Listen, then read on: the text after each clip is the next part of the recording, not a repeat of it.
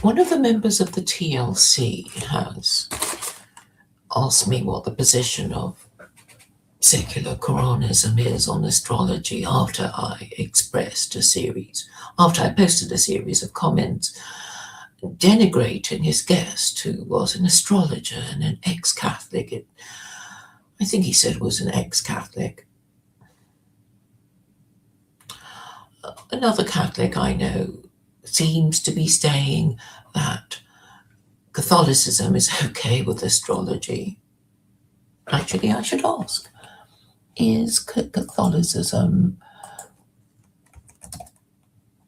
does Catholicism approve of astrology? But I think we already know that Catholicism is superstition.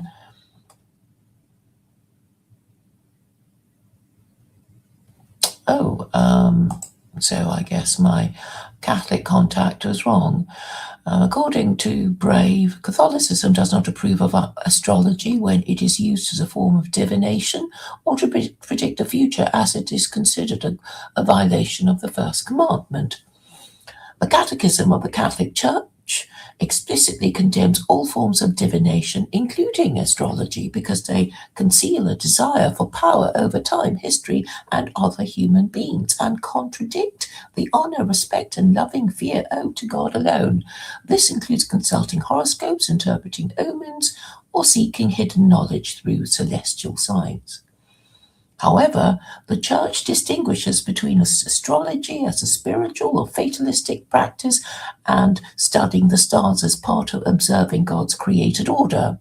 Historically, many saints and theologians, including St. Thomas Aquinas and St. Albert the Great, acknowledge that heavenly bodies may have physical influence on nature and human temperament, but not on free will.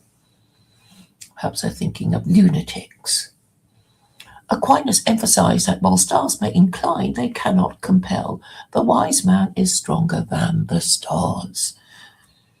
Thus, casual interest in astrology as entertainment or cultural reference is not automatically sinful, but it becomes problematic if it leads to fatalism, replaces trust in God, or undermines personal responsibility.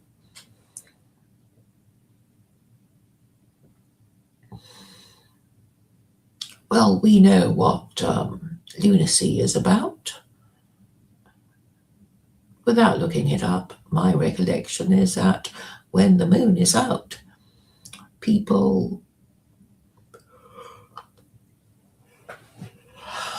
I think people notice the moon is full and stay up late, enjoy the moonlight, and get into trouble. So that I imagine was a problem before street lighting. And now that we've had street lighting for several centuries, the effect of the moon is marginal on human behavior, because we will go out. I suppose more people will go out to look at the moon, even in the city. But its presence is only of the very marginal and uncertain effect. But the whole point of discouraging an interest in astrology is because it is like divination, and if you take it too seriously, you will be disobeying God and not believing in God, and making decisions on the basis of what you think you see in the stars, rather than whether it is allowed or forbidden according to the laws of God. And this makes a lot of sense to me.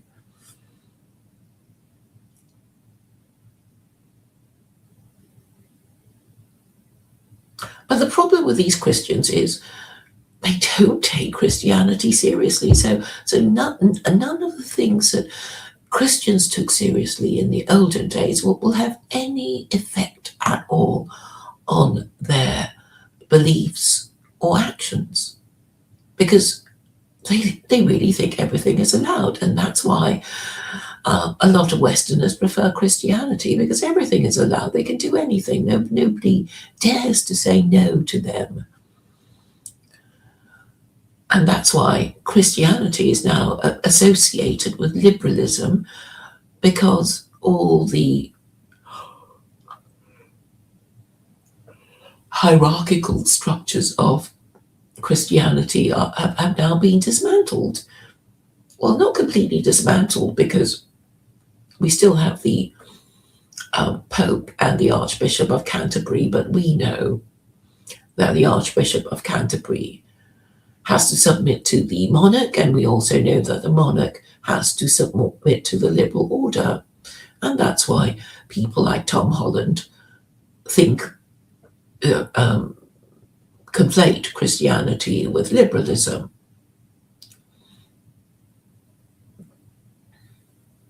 Which is wrong. Well, you can say Westerners think of themselves as Christian and liberal, even though it's a contradiction, because it's like saying Westerners think of themselves as, hot and cold.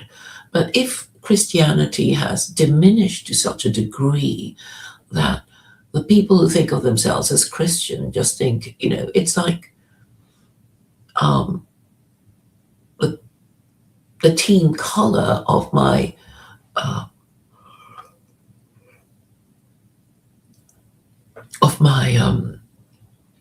favorite football team, then it has very little effect on their beliefs and actions. And so you come to the vexed question of Western beliefs. And regrettably, we have to come to the conclusion that they have no firm beliefs, they have no convictions. And that's why they get so neurotic when I ask them questions. All they can say loudly is, I have no business asking them questions, they don't like it, they don't want to, and they won't do it. Which I don't deny, but how about forming a view based on a conviction, or two, or three, or four, or five? So the most important conviction, if you want to be an adherent of the Abrahamic religions, is to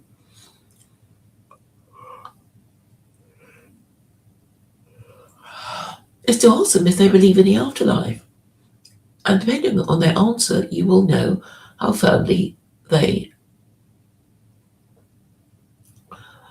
seriously they take the laws of God.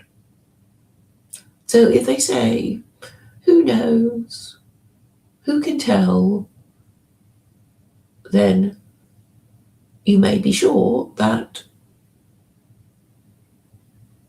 they are at the very least agnostic or atheist.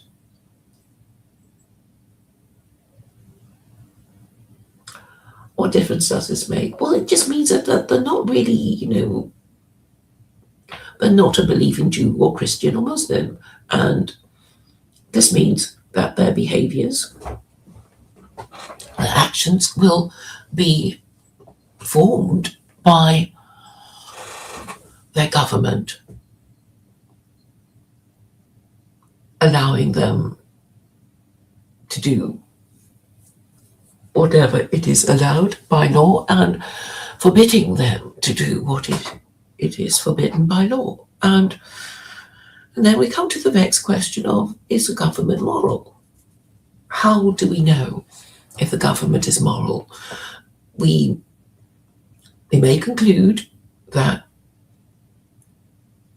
the government is moral if the ruling classes who form the government are, in fact,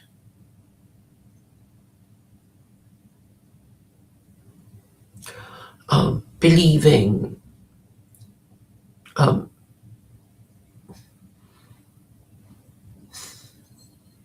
ruling classes would be more likely to be honest, reasonable, and moral if they really believed in the afterlife.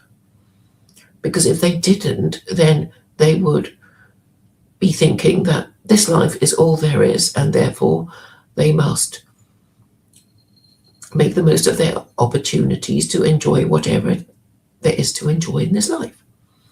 And their behavior will be poorer compared to people who actually believe in God and will obey his laws, fearing punishment. It's all so very simple. So now we now know that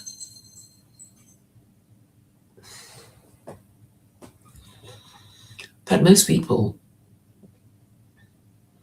are more or less encouraged into atheism because the ruling classes are atheist, and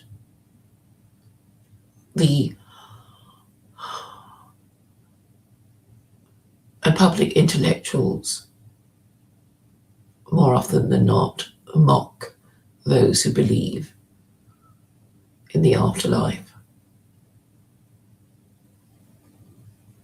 Maybe this is deliberate because the idea is that our ruling classes just want us to do whatever they tell us to do, and they don't want to be getting ideas of our own and not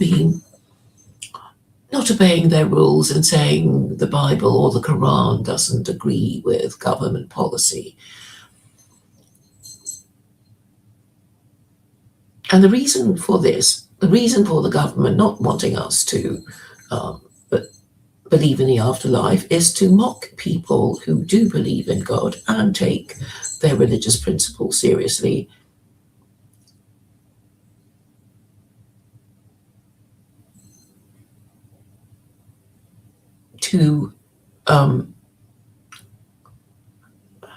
They don't want us to be fundamentalists. They don't want to literally take the Bible or the Quran literally, because that would make us difficult to control, because the ruling classes are the matriarchy. The matriarchy believes in feminism, sexual liberation, consumerism, sex and shopping, and they don't want us to be saying, we don't want no sex and drugs and rock and roll.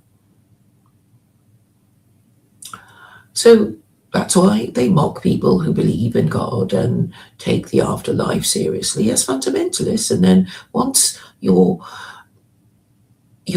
labeled as a fundamentalist, you could soon be a domestic extremist, and then you become a domestic terrorist, and then you will find your life ruined. So that's a reason why people who claim to believe in God are so infirm of purpose, because they don't really believe in anything, and their religious teachers, such as they are, don't really believe in anything either. They are just as indoctrinated as liberals are, and the liberals are atheist. And that is why they find Islam so threatening. Maybe a lot of these people want everything to be grey and vague, because then they can, on a good day, think they're going to heaven, and on a bad day they think they're going to hell, and there'll be these swings and roundabouts, and with managing their own behavior and moods. But they seem quite happy in their Stockholm syndrome.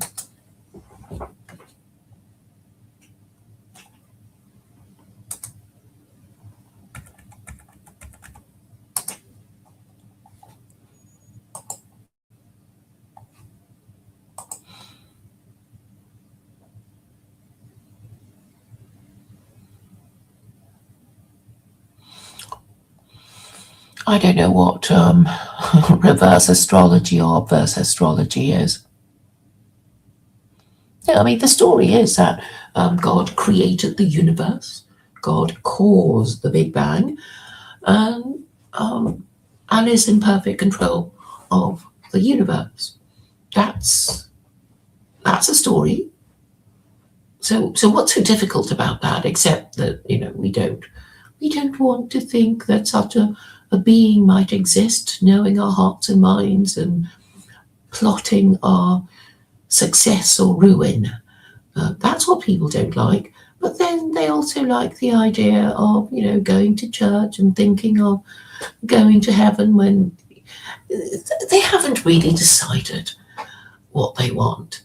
And that's why you get such confusion and the inability to stick to any rule because at the back of their minds, they don't think these rules matter because the being that supposedly gave these rules doesn't really exist.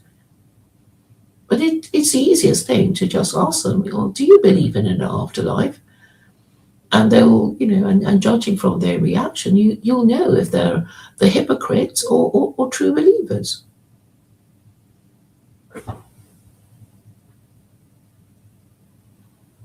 I thought history is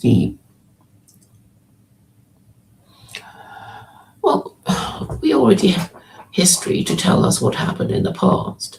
I suppose the difficulty is that these narratives might be corrupted or falsified, such as the narrative that Jesus is God.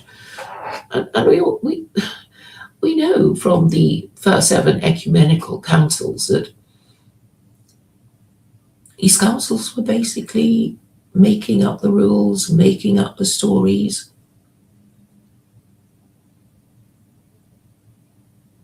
Getting their story straight, fighting with each other over what the story should be.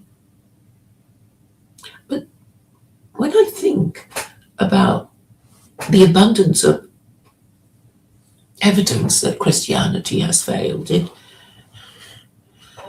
I suppose it becomes a psychological issue about persuading people that Christianity is over and out. Christians can't even agree on what Christianity is because there's so many varieties of Christianity, and even if you divide Christianity between Catholic and Protestant and Orthodox, in many ways they're all the same and all different. So I've just discovered that the Whig interpretation of history, Whig history, is at odds with Catholicism, because really the Whig interpretation of history is a Protestant narrative. It's a Protestant narrative because it was Protestant kings who broke from Rome and decided to be their own pope.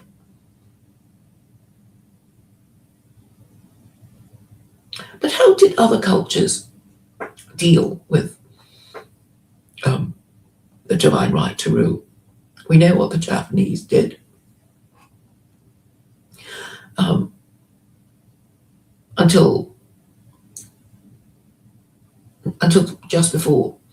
before the end of World War II, the Japanese thought their emperor was divine. And the reason for this is obvious, really. You have to, in some way, think of your monarch as something special, or you will start disrespecting him and thinking he's just a cunning and dishonest ruler, or a foolish person.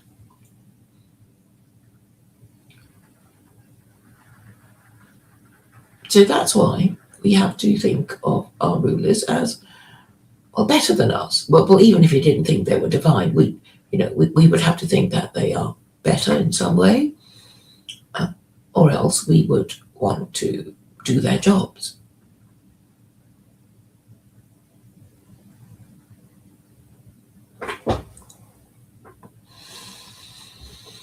So on this question of hierarchy, other cultures would, well, in a way that, all these monarchs in China, in Egypt, in other parts of the world would treat their kings royally to give the impression that their king was powerful and special and, and to be respected and feared.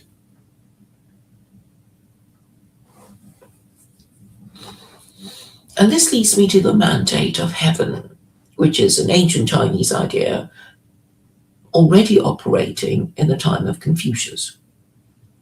And it's a very simple idea, which says that all Chinese emperors begin with the mandate of heaven, but it can be withdrawn, and the signs of it being withdrawn would be famine, pestilence, natural disasters, rebellions, and invasions. So when you, as the emperor, suffer from one or some or all of these things, you and others are to think that the mandate of heaven has been withdrawn from you. Which is a very simple idea, and then the next emperor takes over, and he is presumed to have the mandate of heaven until he does something wrong, which is so much better than forcing everyone to believe that Jesus is God. Because with the mandate of heaven idea, it makes sense. You're not going to argue about it, are you? I mean, you could argue about, how's the mandate being withdrawn? We did have a terrible flood, yesterday, or, whatever. But at least you will be talking about things that actually happened rather than pointlessly speculating about the divinity of Jesus and arguing about the hypostasis. So a lot of time can be wasted talking about nothing, as I have discovered to my horror.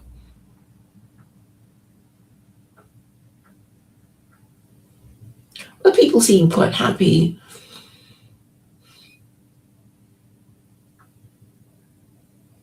Are they happy talking nonsense to each other? It must be very demoralizing. I would feel, just angry that I had to pretend to listen to nonsense and what I said wasn't being understood and nobody was responding to it. I know I do get very angry. So in a way, it's actually fueling the fury of many people who want to somehow resolve the problem within their own minds. Why are they suffering? Why do they hate their government? Why can't they trust anyone? Are they mad? Are they stupid? Are they evil? And I do see that a lot of people come online and it's their therapy session. It is literally their therapy session. They don't really have anything to say. So a lot of them just sort of come on and say, I don't like this, I don't know about that, and they just repeat themselves.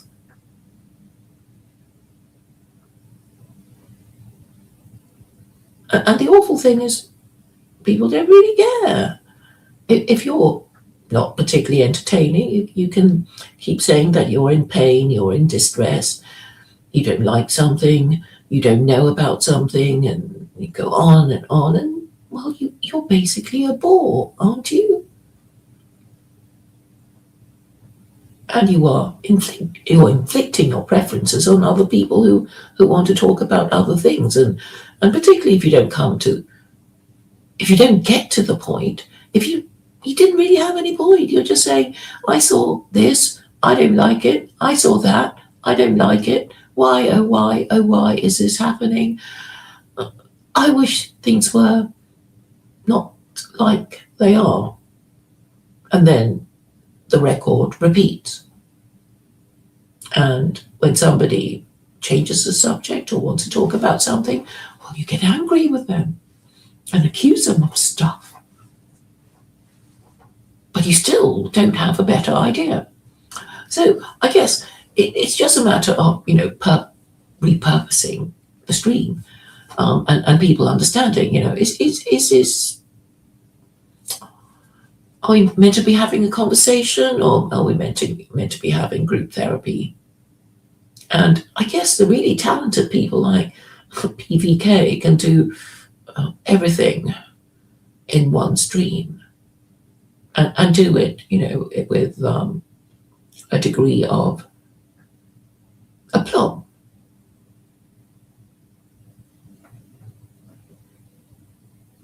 He can discuss Christian nationalism, display his avuncular nature, is quite entertaining. So some people feel, reassured by his presence. They don't understand what he's saying, most of what he's saying, because some of them, they're about history and ideas, and a lot of people just can't process all those concepts, and they get upset and angry, but his voice is soothing, and he soon moves on to another subject, and then, the moment passes. So that I guess is how it works. But I'm not like that. I do want to ask the same question again and again and again if I don't get the answer, and then I wonder why I don't get the answer. So I asked the question about why I'm not getting the answer. I'm not getting a logical response from anyone. And then I guess I conclude that everyone is mad or silly or evil, or a combination of all three.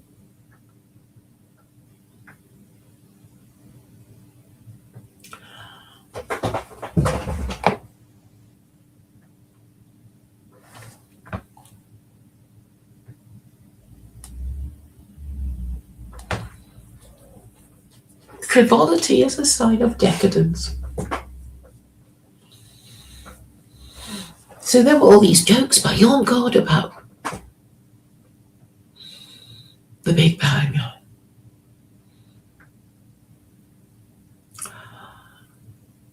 So let me make the point that it's actually logical to believe in God, because then if you did believe in God, then everything is just becomes logical. Even the reason for your suffering, even the reason why your government is rubbish. And you would also get the obvious solution presented to you on a platter. But this seems to fill a lot of people with hate and fear. What is the problem? What is the problem with having solutions to problems? I suppose the difficulty is acknowledging that you've been using something inferior for a long time, and you don't want to admit your mistake. So on the question of my saying that the founding fathers were proto-Muslim, I actually don't see how anyone can deny that.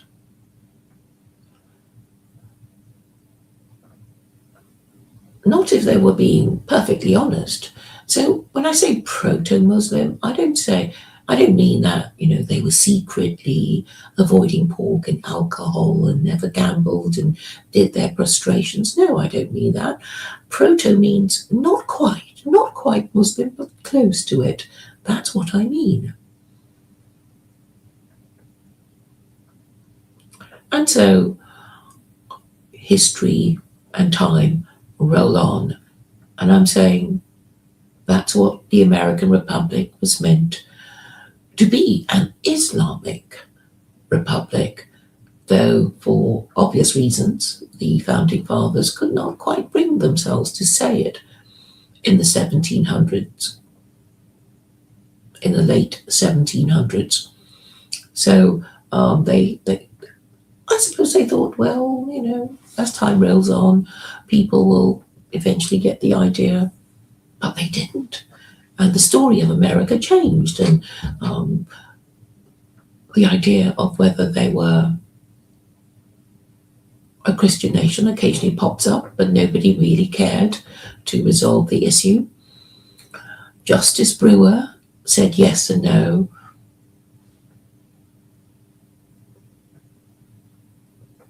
So really, America is like modern Turkey. So Turks could say, most of us are Muslim, that must make us a Muslim nation. And this must have been what the Americans thought, that because most Americans were Christian, if they claimed to have any religion, then it must mean that they were a Christian nation or a liberal nation. But that isn't an expression that I've heard people use. But I've heard liberal order used a lot because it is bigger than America. It means the West, really, doesn't it? It means Canada, New Zealand, and Australia, and Europe.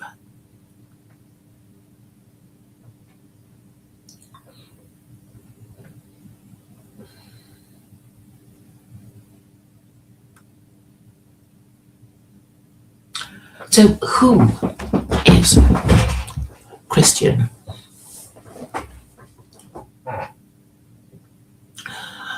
I'm not going to make it, too hard for people.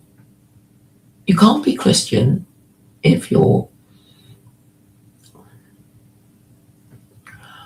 not a confirmed Christian.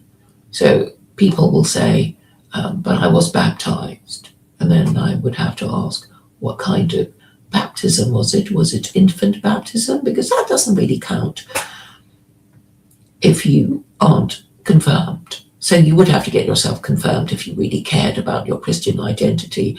And I suppose if you wanted to apply for the position of being the Archbishop of Canterbury or the Pope, then you would have to get yourself confirmed.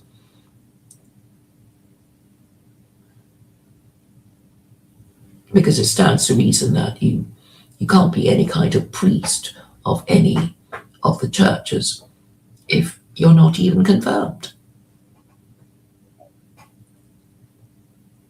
But Orthodox Christianity presents a problem. I know it's popular with white nationalists at the moment, but it really is an all-in-one ceremony. So I suppose it is for the convenience of the Tsar, so he doesn't have to do all those confirmation classes and get his bishops to put their hands on the heads of Orthodox Christian adolescents, which Catholic and Anglican Church have to do. And this was really the right that Anabaptists fought for and died in droves, being burnt at the stake and mocked for being the people who wanted to be baptized a second time. Because they didn't remember the first time, right? Because they were only infants.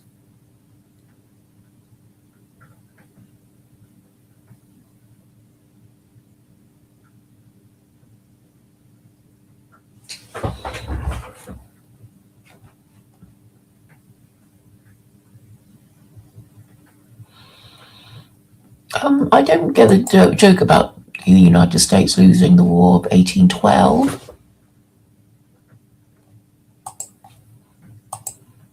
But I'll have a look.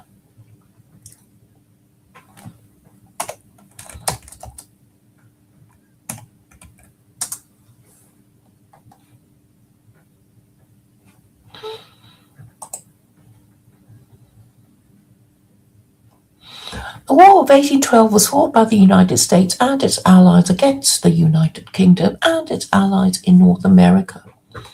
You see, it's a bit complicated, isn't it, already? It began when the United States declared war on Britain on 18th June 1812. Although peace terms were agreed upon in December 1814, in the December 1814 Treaty of Ghent, the war did not officially end until the peace treaty was ratified by the United States Congress on 17 February 1815. So fortunately, it was a very short war. And Ghent is in Holland.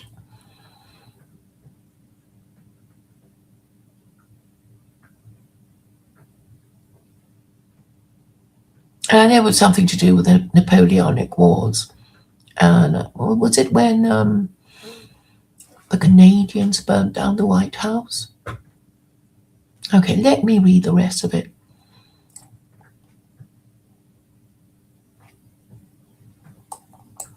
It's so complicated. Oh, actually, I can't be bothered to read. So, I suppose I should. Anglo-American tensions stem from long-standing differences over territorial expansion in North America and British support for Tecumseh's Confederacy. So Tecumseh was some Native American. Tecumseh's Confederacy was a confederation of indigenous people in the Great Lakes region of North America, which formed during the early 19th century around the teaching of Shawnee leader Tenskwatawa. The Confederation grew over several years and came to include several thousand Native American warriors. Shawnee leader Tecumseh, the brother of Tenskwatawa, became the leader of the Confederation as early as 1808. Together, they worked to unite the various tribes against colonizers from the United States who had been crossing the Appalachian Mountains and occupying their traditional homelands. In November 1811, a U.S. Army force under the leadership of William Henry Harrison engaged Native American warriors associated with Tenskwatawa in the Battle of Tippecanoe, defeating them and engaging in several acts of destruction.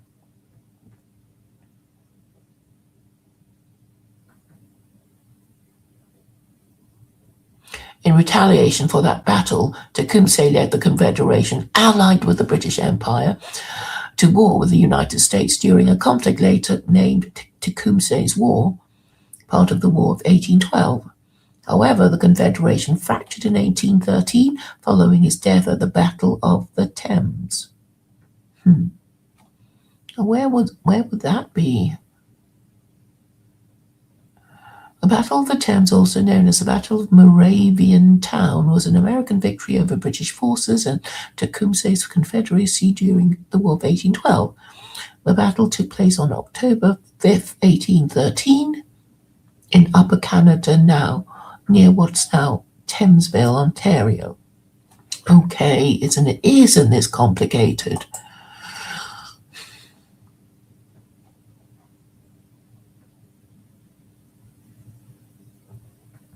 Right, I have to read this paragraph again. Anglo-American tensions stemmed from long-standing differences over territorial expansion in North America and British support for Tecumseh's Confederacy, which resisted U.S. colonial settlement in the Old Northwest. In 1807, these tensions escalated after the Royal Navy began enforcing tighter restrictions on American trade with France and impressed sailors who were originally British subjects, even those who had acquired American citizenship. Opinion in the US was split on how to respond, and although majorities in both the House and Senate had voted for war in June 1812, they were divided along strict party lines, with the Democratic Republican Party in favor and the Federalist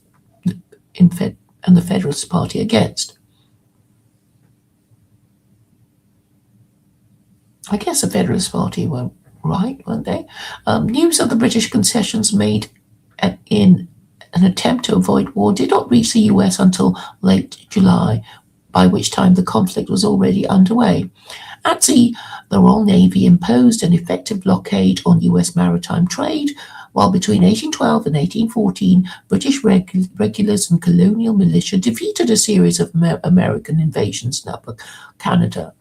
The April 1814 abdication of Napoleon allowed the British to send additional forces to America and reinforce the Royal Navy blockade, crippling the American economy. In August 1814, negotiations began in Ghent with both sides wanting peace. The British economy had been severely impacted by the trade embargo, while the Federalists convened the Hartford Convention in December to formalize their opposition to the war.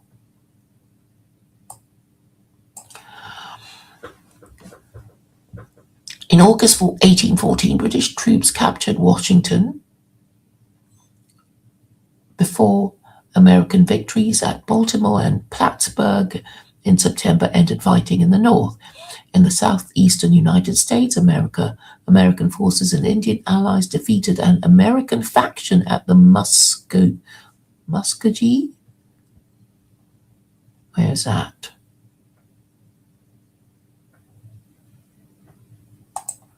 Oh, it's in Tennessee. Okay, I don't really want to know anymore. The Treaty of Ghent was signed in December 1814, though it would be February before word reached the United States and the treaty was fully ratified. In the interim, American troops led by Andrew Jackson repulsed a major British attack on New Orleans. I sort of heard of the 1812 war, because that was when the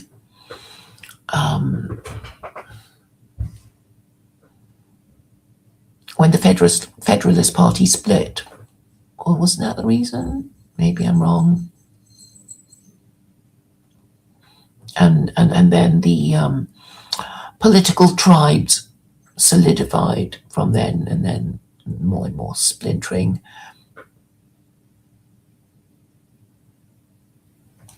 Oh, let me just reread what I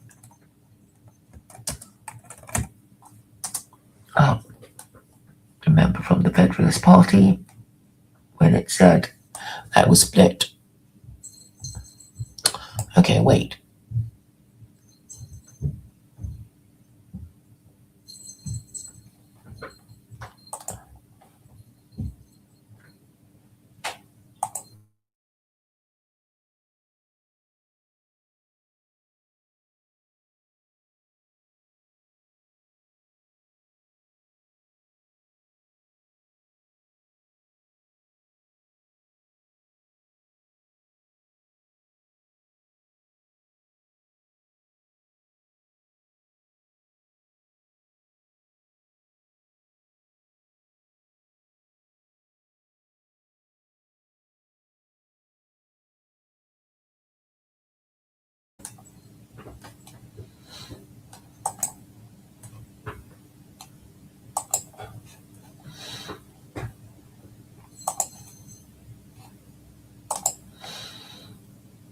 Okay, this is what I remember reading about the Federalist Party.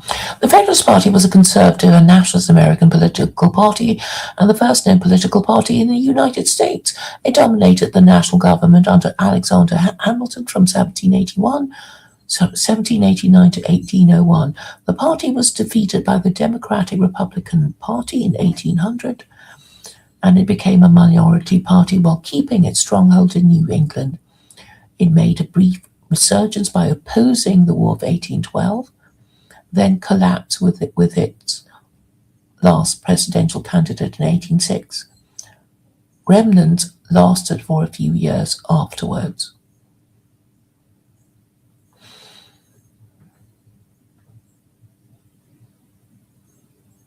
The party appealed to businesses who favored banks, national over state government, and maintaining an army and navy. In world affairs, the party preferred Great Britain and strongly opposed involvement in the French Revolutionary and Napoleonic Wars. The party favored centralization, federalism, modernization, industrialization, and protectionism. The Federalists called for a strong national government that promoted economic growth and fostered friendly relationships with Great Britain in opposition to revolutionary France. Even though France helped America become independent. of Britain. The Federalist Party came into being between 1789 and 1790 as a national coalition of bankers and businessmen in support of Hamilton's fiscal policies. These supporters worked in every state to build an organised party committed to a fiscally sound and nationalistic government. The only Federalist Party president was John Adams. George Washington was broadly sympathetic to the Federalist program, but he remained officially non-partisan during his entire presidency. The Federalist Party controlled the national government until 1801, when it was overwhelmed by the Democratic Republican opposition led by Thomas Jefferson.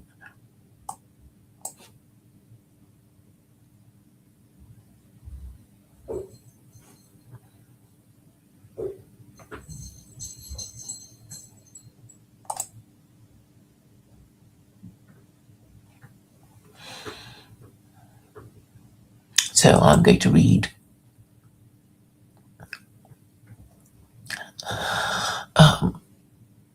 Jefferson's political, social, and religious views.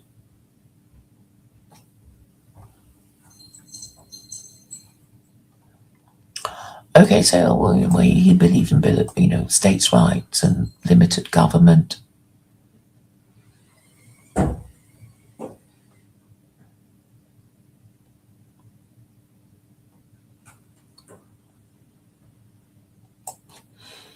He was firmly anti-clerical, and being a Unitarian, he would have been regarded as a heretic.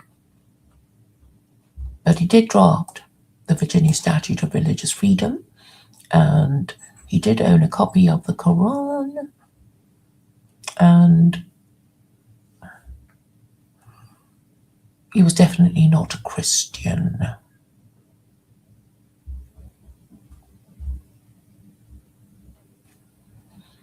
Now it says here, in October 1765, while Jefferson was still a law student, he bought a copy of the Quran from the year 1734. He had a Quran shipped from England to Williamsburg, Virginia.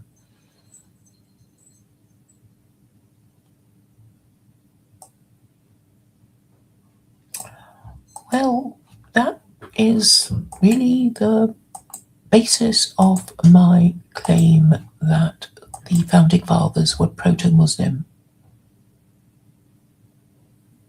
Is it in Belgium? Okay. I thought it said.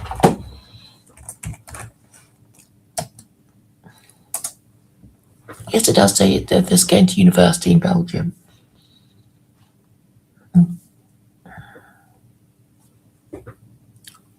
But it has it's in the Flemish region of Belgium. I suppose they were all mixed up, really, all these little countries in Europe.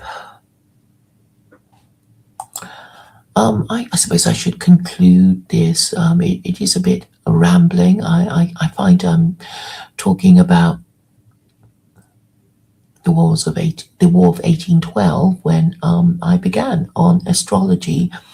And I began on astrology because it was annoying that nobody claiming to be Christian really took any of the rules about Christianity seriously. And I'm saying it's not good enough. It's not good enough. You can't just pretend you have a religion when it's nothing more than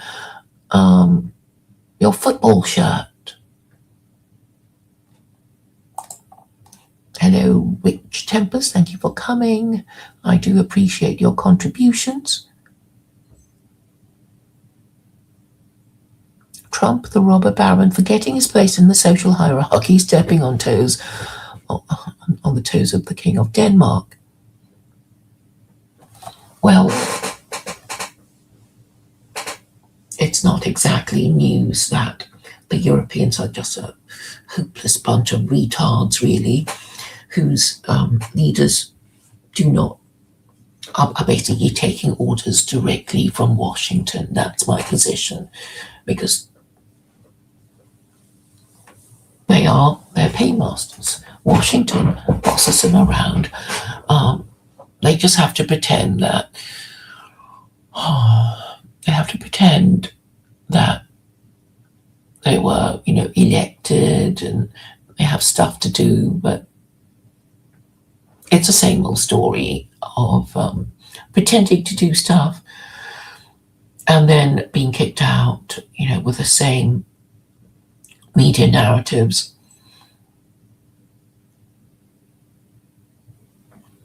And I think everybody knows now that nobody's really in charge of any country in Europe. And whoever is put in charge has to, either be Zionist or NATO friendly, or, they're just, certain things that are not allowed. And that's why Jeremy Corbyn had such a hard time, because he actually said on some website that is now, whose page is now deleted, that he wanted to leave the EU and he wanted to leave NATO. And he got elected because he said those things. And he was basically kicked around. He wasn't really very clever, and he hated being cross-examined by the BBC journalists who would, obviously mock him and interrupt him when he was trying to answer their questions. So he didn't really do very well.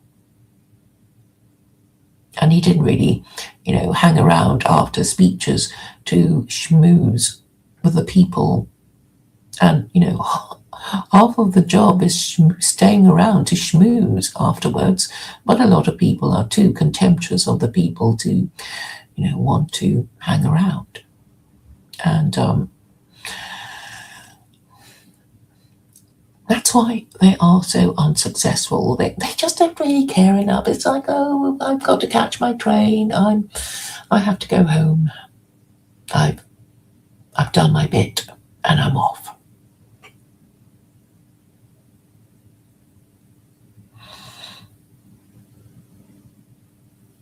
Well, thank you for your kind words, Rich Tempers. I hope you will, keep coming and commenting and contributing and, maybe supporting my comments, in the other videos of the TLC.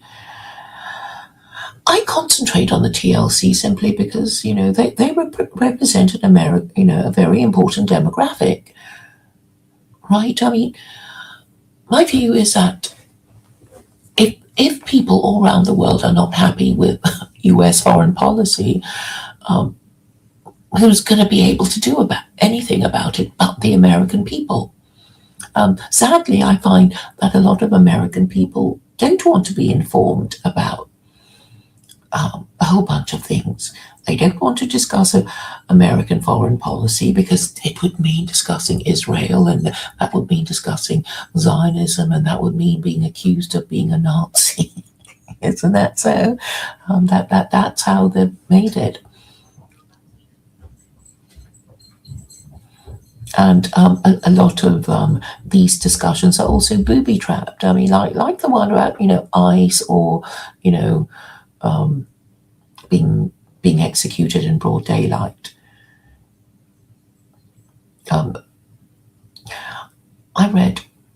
I heard on the Luke Ford stream. I'll post a link to it because although I haven't listened to all of it, I thought it was quite helpful in putting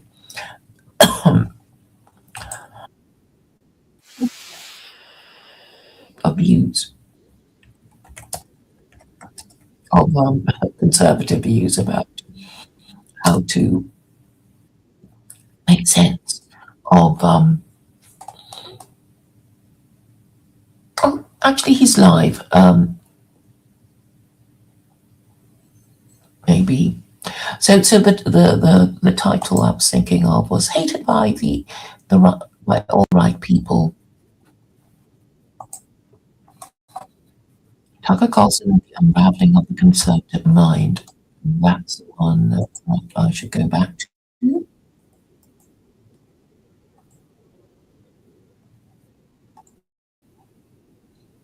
Featuring and others talking about the Refugees. Yes, we've had a Brexit, you know. Not that it makes any difference. And the Europeans have complaining, despite being kicked out, Britain still has a lot of influence, yeah, because I guess it says Britain must have a lot of influence because it's doing all these things about Ukraine.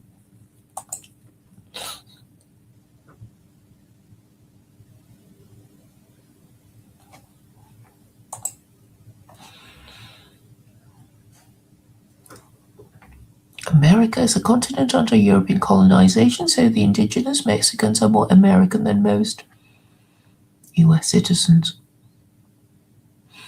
Well, I suppose whoever is in charge is, whoever owns a title is the freehold owner who has a right to sell the property or make improvements or rent it out or whatever. Possession is 9 points of the law, as anyone who has done property law would have been told. But really, the pity of the situation is that the solutions are really quite simple. And my great difficulty is getting people to. Well, the thing is, I don't even think they don't understand. I think they do understand what I'm saying. They're just pretending not to. And that's why I guess Jesus said, or was it even him who said, there are none so blind as those who will not see? You can't wake a man who is pretending to be asleep.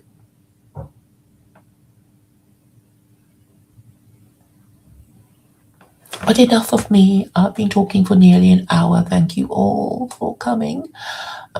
No, oh yes, astrology under secular Koranism. Will there be newspapers publishing horoscopes? Yes, in the tabloids, you would expect such things. There will be tabloids. Does anybody even read a paper anymore? I don't think they do. Perhaps this question is redundant. Of course, there will be dark corners of the internet where they, do your zodiac forecast or something, and I'm not going to stop that. Well, you're a very knowledgeable person, Rich Tempest. The US Supremacy Clause is tethered to the doctrine of discovery and international law. I'm not sure what that is. And 1619 Project. Well, I don't know what the 1619 Project is. But I guess if you can say that your ancestors have been in charge of, this land for centuries, I guess you win. And, of course, if you can defend your claim with law and arms, you'll hold on to it. Anyway, thank you all for coming.